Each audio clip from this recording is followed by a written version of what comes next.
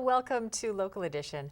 I'm Leslie Layton. Sometimes to know where you're going, you have to know where you've been. With us now from the city of Anaheim is City Council member Steve Faessel. He's even written books about the city of Anaheim, a little bit of history, and has a great perspective on where it's going in terms of the Platinum Triangle, also homelessness and preservation of the parks in Anaheim. I welcome you. Thank you, Leslie. It's been a very much of an honor to be invited here today to talk a little bit about who I am and what's important to me and our constituents in the district. So you're an Anaheim boy through and through. I am an Anaheim kid, absolutely. My parents arrived here when it was still citrus in 1941. I'm a 1950 baby, which makes me PD, pre-Disney. So you can hard imagine, to think there was ever a time. Yes, you can imagine the differences that Anaheim has seen over these last years while I've been here. Moving forward, the Platinum Triangle is probably the biggest thing on the plate. It is the triangle there, the 5, the 57, with the Honda Center and Angel Stadium, Anaheim Stadium. Yes. And there's some big changes to come. Where does it stand right now? Well, we're very, very proud of the Platinum Triangle. Its planning goes back to about 2004. And it really got underway in 2006. It was originally planned as a very upscale residential, business, entertainment. And of course in 2006, the economy set that back, candidly. The developers have now been able to start again. We have some wonderful projects already in place, more residential than what was originally planned. However, LT Platinum, which is going to build a large $500 million project at the corner of Orangewood and State College, hopefully will break ground within a year. That soft cost and hard cost could be close to $1 billion. That will be very, very much like a LA Live approach, and we're looking forward to that. That'll be a good opportunity also, entertainment opportunity for the many residents that are now there. So it's really over the last couple of years, the construction is burgeoning. We have both rental as well as new homes being built for sale. And we're looking forward to additional, filling in that bare ground. We want to get that bare ground filled in. And that also leads to, whatever the Angels may do with their property. And of course, you heard that Mr. Moreno is going to stay in Anaheim through 2029. We're very happy. For how long and drawn out that was, that happened pretty quickly. And Yes, it seems it that they, LT, the development arm of the project that you're talking about, Yes. and Artie's gang seemed to come to some agreement. Yes, they did. Maybe to gang up against the city in the negotiations? How is Well, this going to play out? I don't know. Everyone seems pretty agreeable right now. There's got to be a motivation for that. Well, I would hope that Mr. Moreno saw that the LT project was a great adjunct to whatever he wanted to do. You put two great projects together and you end up with a terrific project overall. One project does not work against another, and I think that's what Mr. Moreno was concerned about.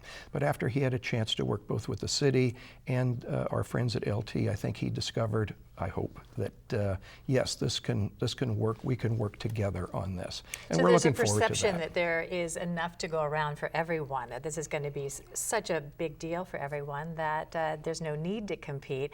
I've heard that this is going to be more of competition between other areas like the South Coast Metro area, South Coast Plaza, or even some of the business and residential areas of Irvine. That's what we're hoping.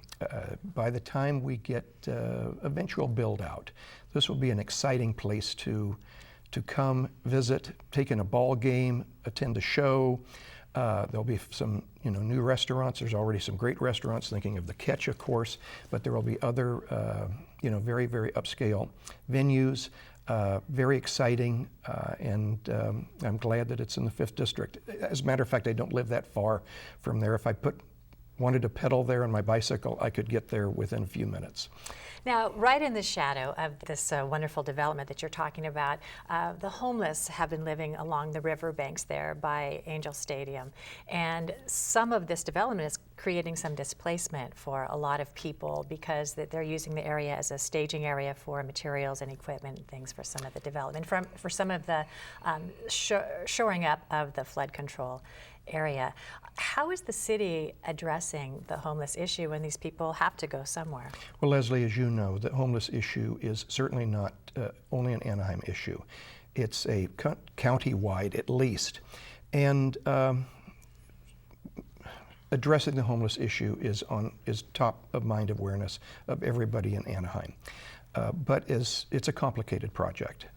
The homeless alongside the Santa Ana River, many of them are being displaced because the County Flood Control District is storing rock on the orange side of the river that is displacing the individuals. So they're now moving to the west side, which is adjacent to the Anaheim Stadium and the Honda Center. That being said, Anaheim, through a number of nonprofits and faith-based organizations, have for some years been reaching out to the homeless. We have placed actually almost 700 homeless individuals back with family and friends across the country. It's not that we just get them out of Anaheim, we actually restore them back with family. We actually provide either bus fare, train fare, or in some cases, plane fare to get them back. It's a very complex issue. What Yes. do you see as the major challenge to helping to resolve those who aren't able to live in a home or be placed in a home that is compatible for their needs? Well, certainly an overall issue is affordable housing, transitional housing in general for the homeless population. However, that addresses the needs of some of that population. And of course, there's a portion of the population that is has a high degree of mental illness. So we are looking to build a shelter here in Anaheim, Kramer Shelter. This is a project through the County of Orange, which is actually the lead agency for the homeless issue. And that will house up to 200. That will be a full-service facility that will have both medical and social services offered to those in need. We feel that that's going to be very, very important for the homeless population to actually be able to go to a safe location and receive services that they need. I'm afraid that we will probably always have homeless in our environment. It's kind of biblical. We will always have homeless. But we must do what we can do for each one of these individuals. It's certainly on the list, the top of the list for many cities throughout Orange County to address. So we'll keep an eye on that. Thank you.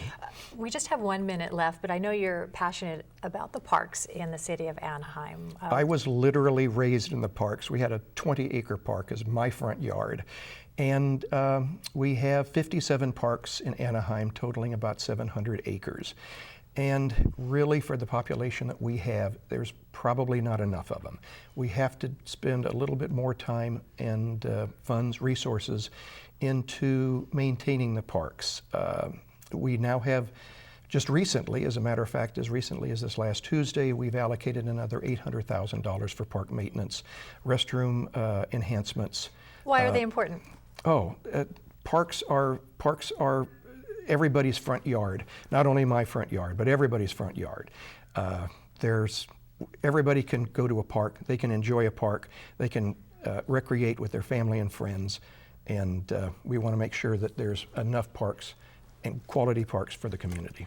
Anaheim City Councilman Steve Faessel, so nice to have you here today. Thank you very much, Leslie. Glad you could join us as well. I'm Leslie Layton.